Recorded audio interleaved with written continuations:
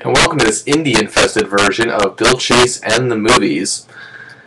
As this week I got 5 new films to review, and 4 of them are from the wonderful world of independent film. But, as always, I begin each show with a blockbuster, and this week is no different. And what a blockbuster to open with, it's the 6th installment of the very popular Harry Potter series, Harry Potter and the Half-Blood Prince. Now, initially when the Harry Potter series began, I really didn't appreciate it. I didn't have much appreciation at all really for it. I gave the first one 2.5 stars because I thought it took way too long to accomplish anything, unlike Lord of the Rings, which grabbed me from the moment it started. However, as time has gone on and the Potter films have progressed, they've gotten more interesting and a lot better, and have come to not just like, but truly love and enjoy these wonderfully entertaining fantasy films about the kid wizard known as Harry Potter.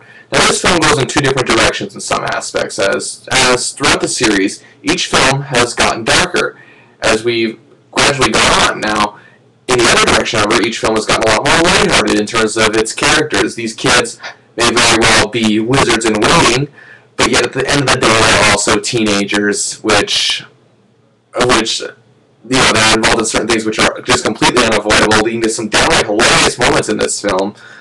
And also stuff that you just find in a typical episode of Degrassi. But it's handled here with such care that had they just gone one step further, it would have been too much. But in the way they handle that, it's really effective in the sense that it helps tell the story without just being another high school, drama show or whatever. But also I gotta say too that it made the film all the more enjoyable and gave it a humanizing quality. And that's what I love about this film. Without giving too much away, Harry Potter himself, the character, and we, the audience, we learn a lot more about a lot of things in this movie, including, most importantly, Lord Voldemort. Now, we learn a lot about his origins as a young troubled boy and his early days as a student at Hogwarts. Now, a new teacher has arrived, an old friend of Dumbledore's, and questions about his past arise within his memories. He is Professor Horace Slughorn, and he is played very well by Oscar winner Jim Broadbent. Now, the film is built off the fact that Harry has found a textbook in his classroom which was labeled, once used by someone, known as the Half-Blood Prince.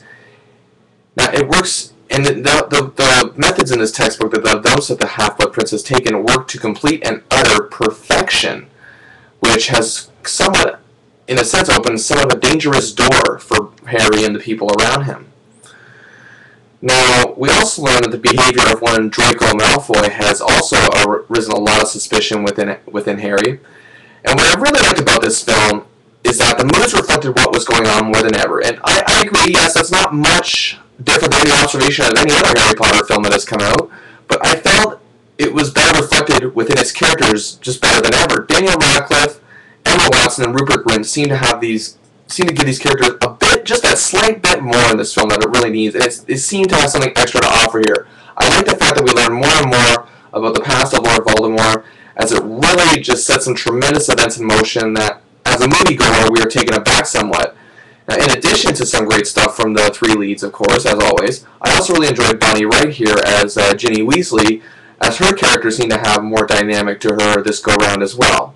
Michael Gambon is usual in his top form as Dumbledore, while the always intriguing Alan Rickman, maybe one of the best villainous actors of our time, is fantastic as Severus Snape. And a personal favorite of mine, Ivana Lynch as the quirky Luna Lovegood.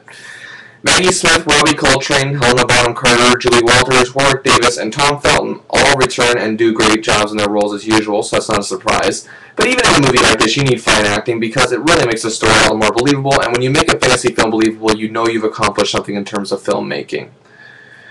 Now, this film accomplishes a great deal. Not only does it build anticipation for what I'm sure Potter fans know is coming, but it also opens our eyes quite a bit to the characters themselves, as they become more intriguing with every passing film.